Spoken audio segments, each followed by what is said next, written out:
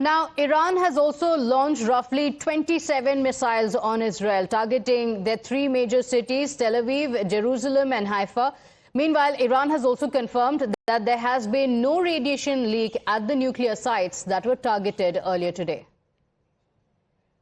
متاسفانه حرکتی که رژیم صهیونیستی انجام داد و دولت جنایتکار آمریکا هم بامداد امروز انجام داد برای اولین باره که در تاریخ انجام میشه. البته میخوام عرض بکنم که ما با توجه به تمهیداتی که از پیش بینی کرده بودیم، برنامه‌ریزی هایی که شده بود برای اینکه ایمنی و سلامتی مردم عزیزمون حفظ بشه، اقداماتی رو انجام داده بودیم که الحمدلله حتی با این حمله جنایتکارانه هم ما هیچ گونه آلودگی پرتویی و یا تشعشعات هسته‌ای خارج از سایت هامون نداشتیم و مردم بدون نگرانی میتوانند در اطراف سایت به زندگی عادیشون ادامه بدن.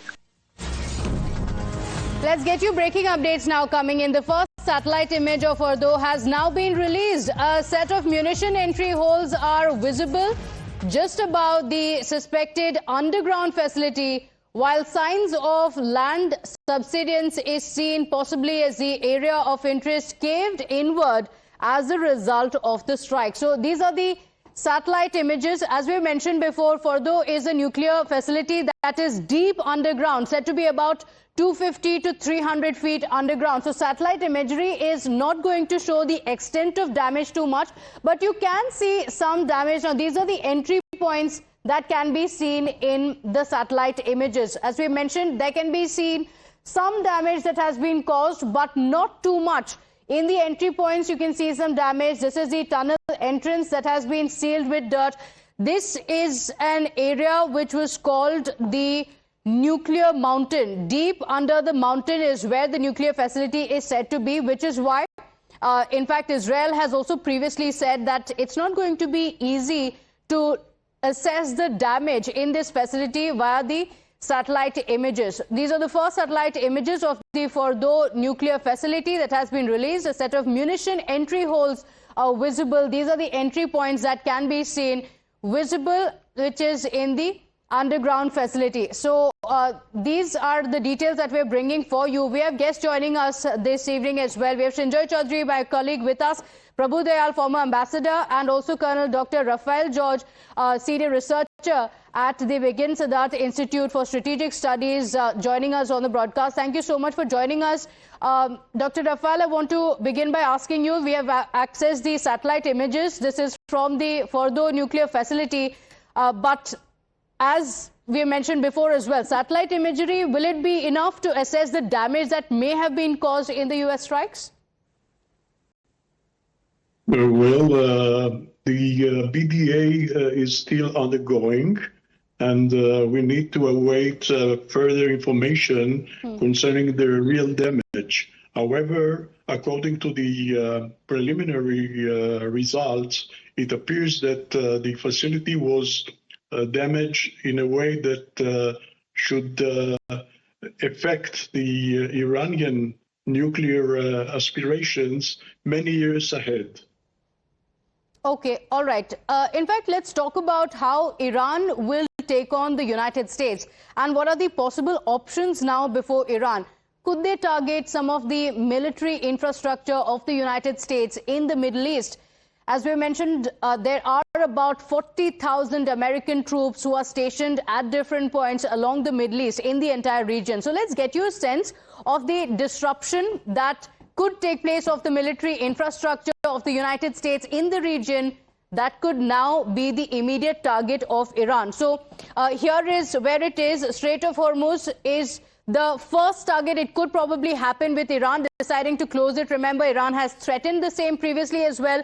This is a very, very important, a significant choke point. But apart from that, let's talk about where the U.S. military bases are, which could be the first target of Iran. Now, it has spoken about the Navy 5th Fleet headquarters in Bahrain, saying that could be the first target. Apart from that, in Kuwait or the Al-Assad air base as well, that could be the target of Iran. Now, these are all air bases of the United States, which have about 40,000 troops stationed in different air bases in Iraq, in Syria, in Kuwait, as well as Qatar and the UAE. But will Iran strike? History has been testament anytime there has been an attack on the military bases of the United States, it's been all-out war from the US. Is that something that Iran will be ready to risk? That's the question. These are the key strategic points where the US army bases are. Will this be struck by Iran or not? Ambassador, what next? We have just put out the details of what could potentially be the target of Iran. Where do you see this proceeding? Will Iran take the risk of actually hitting directly the military bases of the United States in the Middle East? Well, yes, of course, Iran could strike the military bases of the United States in the Middle East, but that would be a very, very significant further escalation of this conflict between Iran on one side and Israel and the United States on the other. Now, let us be very clear. Iran and the United States are not comparable at all. The United States is much more powerful. As it is, Israel was under a very big onslaught from Israel. And now with the US might being added to that of Israel, the threat to Iran becomes more. So if Iran decides to attack US military bases in the Middle East, then the attack on Iran by the United States would go even further. In fact, Donald Trump has said very clearly that if Iran still doesn't decide to pursue the path of peace, then the coming attacks which will be taking place will be much, much stronger and much, much greater. Trump has said that there are still many targets left. So I think that if anyone were to advise the Iranians, it would be to the effect of trying not to escalate. As it is, there has been a very escalation because of the US attack last night on the 3 nuclear sites in Iran. If there is any further strike by the United States, Iran will be affected even more adversely. So, of course, there is a possibility that Iran will attack US bases, but it will have to think twice before it actually does so because of the prospects of even greater damage being caused by the US and Israel on Iran. Okay, all right. Srinjoy, we spoke about how Russia could come in this as well.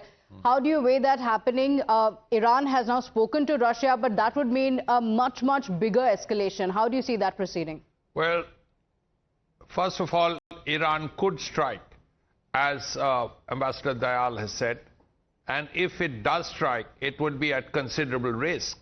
But it may be something for the domestic audience, because then the leadership will be able to say that, see, we've also hurt great Satan. Now, it would also mean enormous sacrifices for the Iranians, because then the Americans will throw the kitchen sink at Iran. That's one. Secondly, there is this Russian factor now. We know that over these last year and a bit, the Iranians have been selling kamikaze drones to the Russians for use in the war against Ukraine.